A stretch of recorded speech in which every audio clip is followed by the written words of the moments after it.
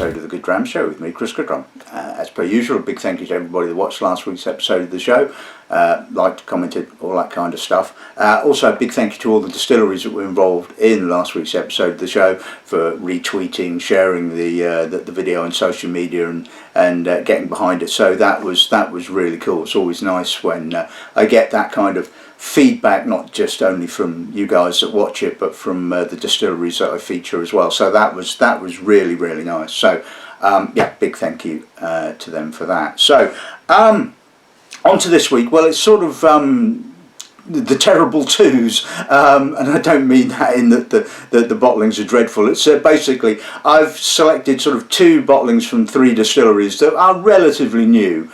I mean, when I say new, they're not brand spanking new. I mean, as you well know, I mean, I only get to do one episode of the show a week, so sometimes stuff just sits around for a little while before it gets its opportunity to feature on the show, I suppose. And this is one of those instances. So a couple of the distilleries are pretty much well known to you guys in Tomatin and Glencadam. The third distillery may well not be quite so well known, well, not yet anyway. The distillery is called Nc'Nean, and it's in the Eastern Highlands of Scotland, and it's one of the sort of new distilleries. It was one of Dr. Jim Swan's consultancy projects, and it's well, its claim, I suppose, claim to fame at the moment is that it's you know, very a very eco distillery. It's, you know, it does the usual sort of, you know, biomass boilers, and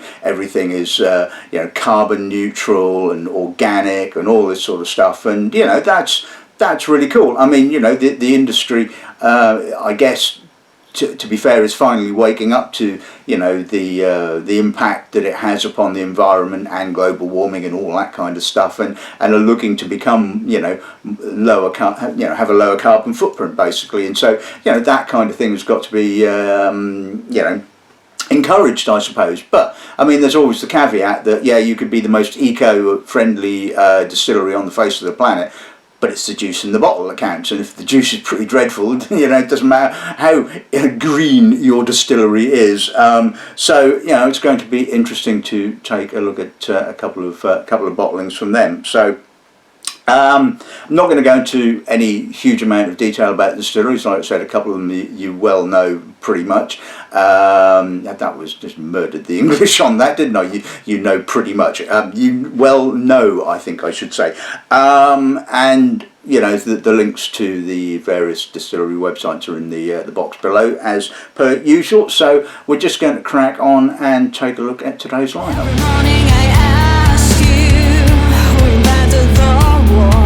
Right, okay, so we're going to kick off with 2 bottlings from Nc'Nean. Now, Nc'Nean, interesting enough, the name, I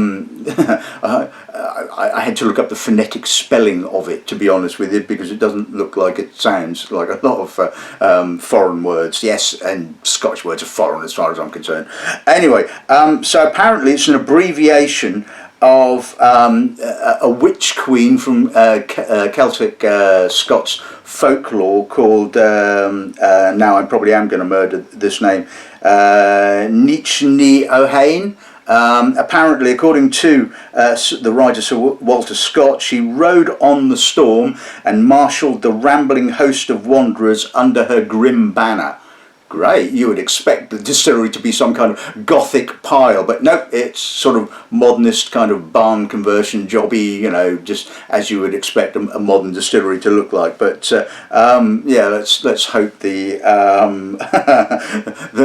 the whiskey is not as grim as the person that it's named after. But anyway, so we're going to be looking at, I suppose for want of a better word, their core bottling. This is the organic single malt, bottled at 46%. This is batch number 12.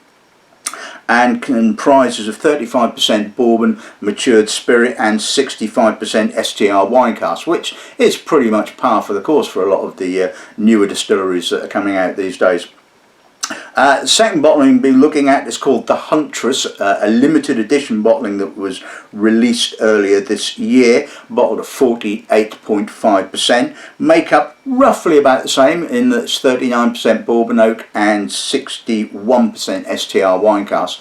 The intriguing thing about this is that they use 3 different types of yeast, including a rum distiller's yeast, I believe, and it's quite interesting how the whisky industry is kind of, I wouldn't say sort of fracturing, but you know, you've got some distilleries like Tomatin, for example, that are looking at interesting cask types to use. You have other distilleries that are looking at heritage grain varieties and all that kind of stuff, and then not very many are looking at yeast varieties. I know Dr. Lumsden is very much into his yeast and is playing around with different types of yeast and things like that. So it's again, you know, it just goes to show you how, you know, on the surface the whisky industry looks fairly traditional, but scratch it and you'll see a lot of really intriguing and interesting stuff going on. So bottling number 2, looking forward to, is the Huntress. And we're going to move on to the 2 Glencadam bottlings. This is the 13-year-old Reserva de Sauternes, distilled in 2008, bottled last year at 46%, and as you would guess from the name, ex-bourbon and ex-Sauternes cask finish. So that should be interesting. The second bottling is called the Reserva de Porto Branco. Now, if you know your Portuguese, that is indeed a white port finish. Interesting. Don't see much of that about, it has to be said. So again, this is a 15-year-old, bottled at 46%, distilled in 2006 and bottled last year.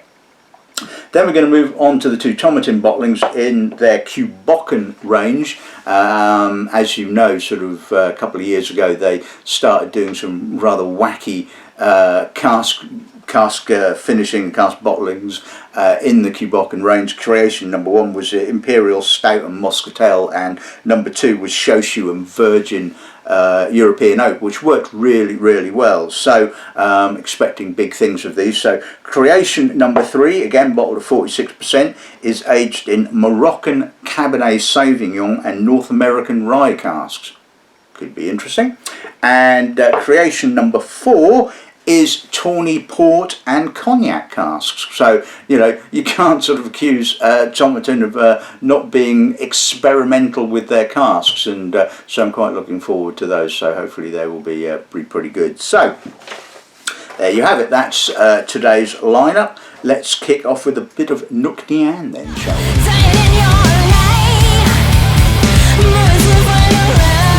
Right, okay, so this is the organic single malt. Let's see what the nose gives us on this end, shall we? That's a nice nose, actually. It's balanced, although there is a lot of STR cask. It's not hugely sort of oppressive. It's got that sort of, you know, lovely, slightly spicy, slightly tannic, chocolatey, dried fruits. But there's certainly some estery fruit beneath that, some pineapple, apricot, white fruit. Touch of creamy American oak coming through. It's obviously setting itself out to produce an early maturing spirit. I would assume long fermentation, nice estery wort, slow distillation, and hopefully over time they'll decide that maybe they'll dial down a bit on the use of the STR cask. But you know, at the moment, like I said, although you know it's 60-odd% STR cask, the balance is pretty damn good. Price wise, I think it's about 40-something odd quid, 45, 49 quid, which is par for the course for sort of fairly these new distilleries cropping up. Yeah, I think overall, I think the balance on that nose is very good. Let's see what the pass are.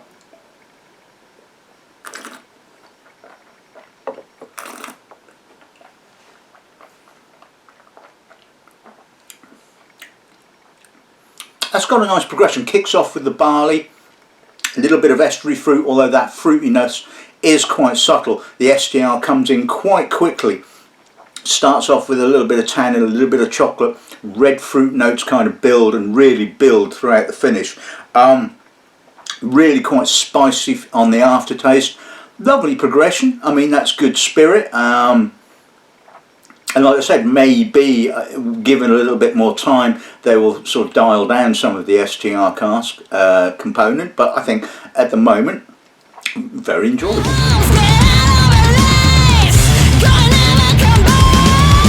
Right, okay, so let's move on to the Huntress. Let's see what the nose gives us on this end, shall we? Okay, so I can see the similarity with the single, the organic malt.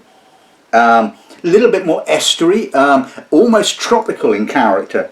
There's some tight barley. The STR cask is not quite so noticeable. It is sitting in the background, a little bit of spice, a little bit of dried fruit. Again, American oak coming through, a little bit of creaminess, vanilla, honeysuckle. Now, the elephant in the room with regards to this bottling is that it retails at about, well, 80 quid. And I don't understand that at all. I mean, it's a lovely nose, but, you know, why is this 80 quid? Just because you've used 3 different types of yeast? I don't get it. Okay, it's bottled at slightly higher ABV at 48.5, but, you know, this should, it should be about 50 or 60 quid, really. But no, I don't understand. But, you know, putting that to one side, I think the nose is absolutely delightful. Like I say, it's got a slightly more tropical aroma than the core bottling. Let's see what the palate like.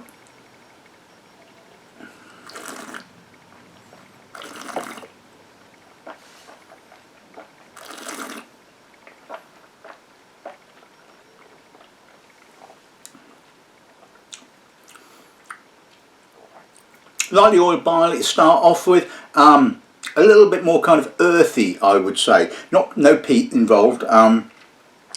Again, lovely sort of fruitiness comes through on the mid palate.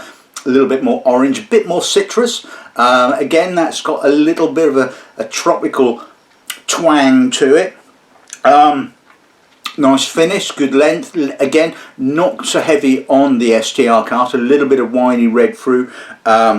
Bit of chocolate, bit of pepper, bit of spice, good length, good quality spirit. But again, you know, it's kind of like, why is this 80 quid? I don't get it. It's not the quality is not double the, you know, the core bottling, if you like. And although looking at the bottles, I love the bottling, love the packaging, you know, love what the distillery is doing. But you know,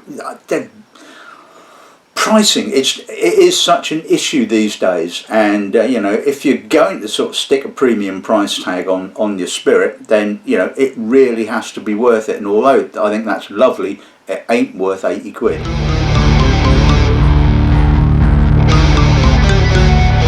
Okay, so let's move on to the Glencadam Sauternes finish. Let's see what the nose gives us on this end, shall we? It's a lovely nose. Classic Glencadam, again estery, fruity, white fruits, more in the white fruits pear I'm getting. It's got a lovely kind of McMyra-y kind of creaminess, chunky honey. The Sauternes is very subtle, it's not in your face. There's a honeyed character, sort of you know, the late harvested honey notes. I mean, that's really filling out. Give that some time in the glass and that's starting to become almost voluptuous. Touch of barley as well. There's a tautness that runs through it. This is a gorgeous note, really complex. Yeah, lovely. Nice balancing citrus note, lime, almost some gooseberry as well. I mean, I'm a big fan of Glencadam, as you well know, so it takes quite a bit to sort of like, you know, make me turn off Glencadam, but this is really something special. So what that's like.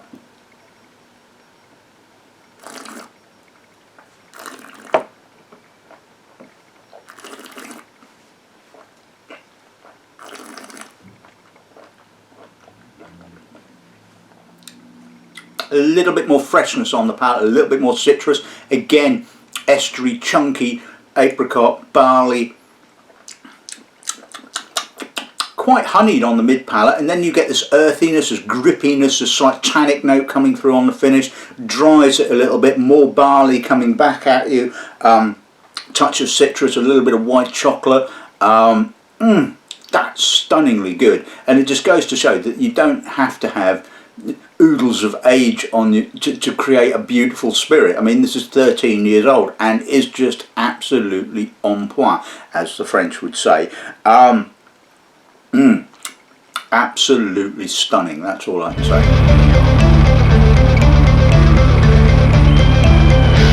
Okay, so let's move on to the 15-year-old white port cask finish. Let's see what the nose gives on this end. That's an interesting nose, and I mean interesting in a good way. Edgy, grapey, oxidised white fruit, touch of barley, apricot, again some fleshy fruit underneath. Subtle maturity, there's just an edge of sawdustiness there, just like it's coming into that kind of mature sawdusty area. I mean, the cask is quite noticeable, but again, it's quite balanced. It's not sort of OTT on the white sort of oxidised port fruits. Just really well balanced. See what that's like.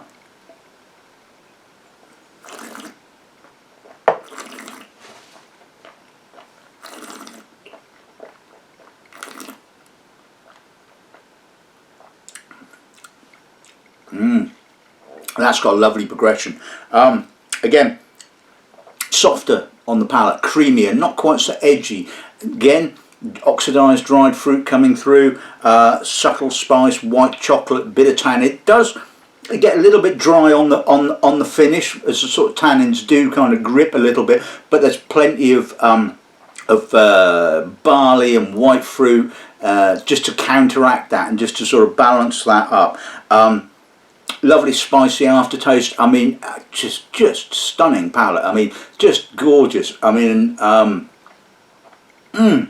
that's the sort of thing that I love to drink. It's complex, interesting. It's not what I would say is, it's not overly challenging. You can sort of, you know, put that in your mouth and you just sort of, you don't really have to think about it too much, because it's just delivering that sort of lovely progression on the palate. And that's, like I say, that's something I always look for, is that, you know, I don't want a whiskey that basically says everything up front. I want it to unwind and give me some, you know, give me some interest, and, you know, that has an awful lot of interest. Okay, so we're looking at about sort of 70 odd quid, but you know, it's a 15-year-old. That's about par for the course now. 65 to 75 quid is pretty much where all your 15-year-olds are now sitting.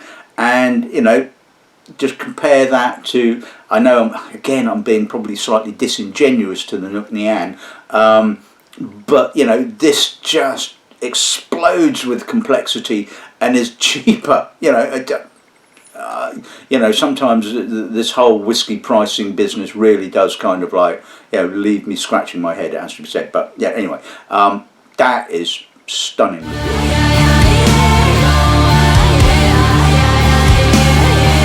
Okay, so let's move on to the weird and wacky Bocan Creation No3. So Moroccan Cabernet Sauvignon and North American rye casks. Let's see what those gives on this end, shall we?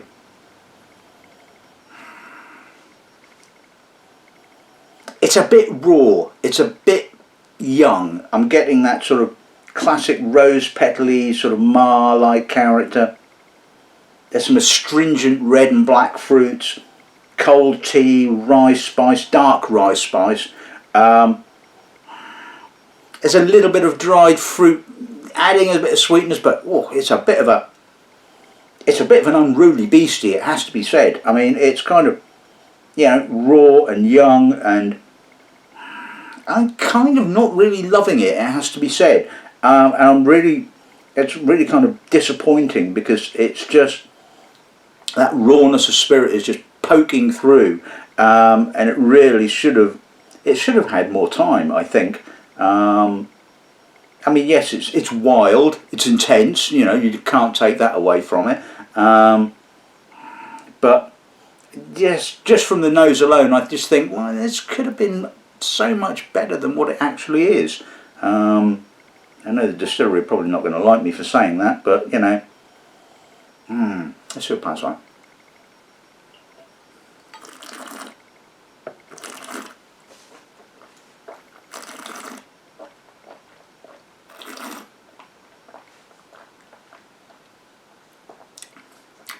A lot of Cabernet Sauvignon, winey, red fruits, black fruits, pepper, a little bit of peat, earth. Doesn't quite taste quite so raw. That kind of spirit character just seems to be sort of like, you know, well and truly sort of lost beneath the cask. There's a little bit of spiciness, a little bit of pepper, a little bit of that dark rye kind of note. Again, I think the palate is slightly more successful. Calling that you don't get any of that raw spirit character. A little bit of spice, smoke on the aftertaste. Yeah, it's okay.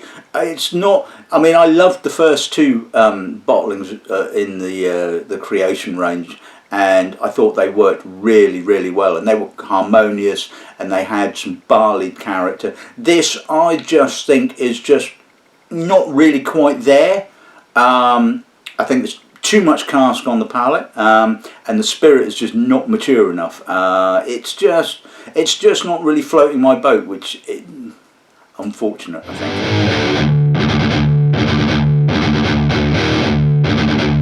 Right, okay, so moving on to the final bottle of the afternoon, Creation No. 4, Tawny Port and ex-cognac cask. Let's see what the nose gives on this one. We're in the same territory as the Creation No. 3. I'm getting a lot of raw spirit again. Rose petals. There's some stewed apple, there's some plum, raisin, red fruit. It's got a jamminess, almost syrupiness, a little bit of pepper. Again, I'm just kind of left a little cold.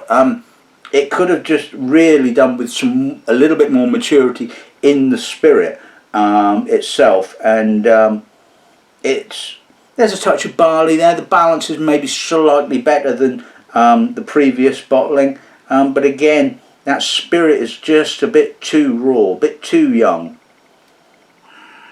So we'll pass on.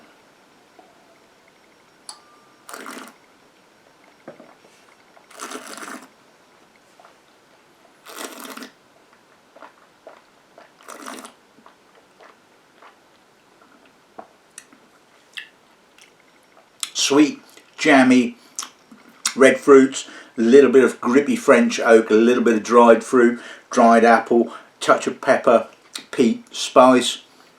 Again, I'm not getting really any spirit character. It kind of comes through right on the finish, in actual fact. I'm getting a little bit of raw rose petally on the aftertaste.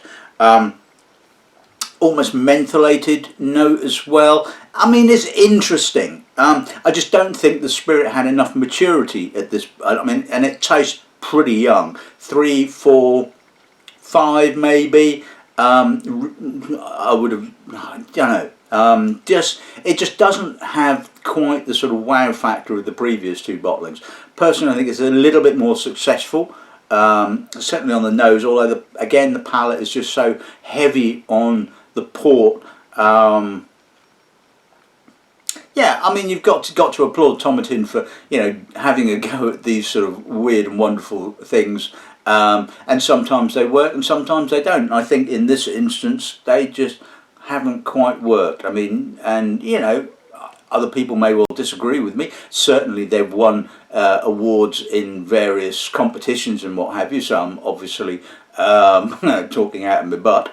But to me, maybe I'm just being a little bit too critical, but the thing is, that's what I do. You know, when I get a spirit, it doesn't matter what it is, you know, I want to sort of take it apart, and you know, I'm going to be critical, because at the end of the day, if I'm a retailer, and of course, as you well know, any comments that I made during today's episode of the show, or have made during today's episode of the show, wholly my own and have no bearing or relevance to the company that employs me. But you know, if I've got my retail hat on, it's something I've got to get behind. And you know, if I don't really completely believe in it, then it's not something I'm going to want to push. And so, although I don't think the quality is bad, I don't think that at all. It's just not quite up to the standard I would expect from the distillery. I know that's a horrible thing to say, but it's true.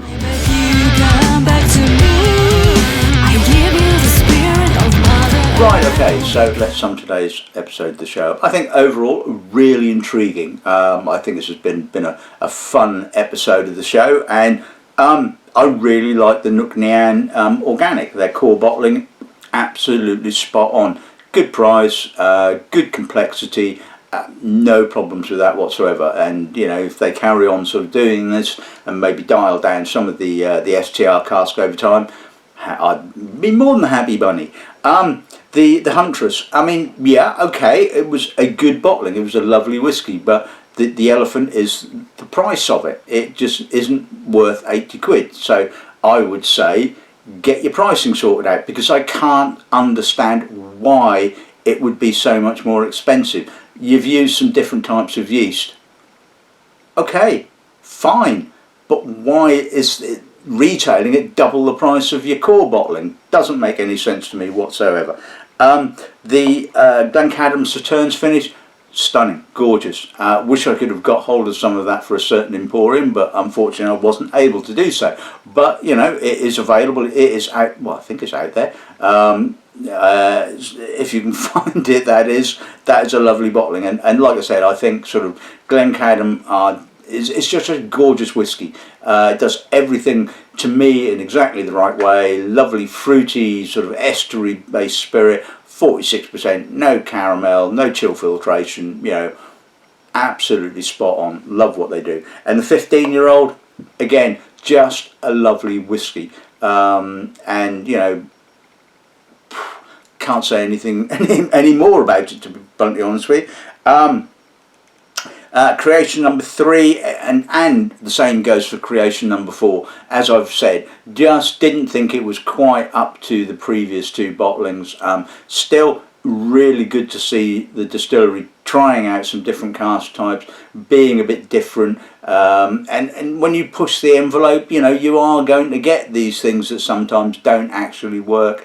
I'm pretty certain there are more experiments that the distillery are running or have run that have probably not worked at all, and have quietly been shelved. But I think the biggest problem with these 2 bottlings was that the actual spirit itself was too young, and it was just poking through, and it was just a little bit too raw. If it had been given a bit more time, then maybe I think they would have been a bit more successful. But as I said, that's just my personal opinion, and yeah, you can take it or leave it, as they say. So yeah, that's this week's episode of the show in the bag. Hope you've enjoyed it. I think there's been some. I think all of 6 of these whiskies have been really interesting, yeah.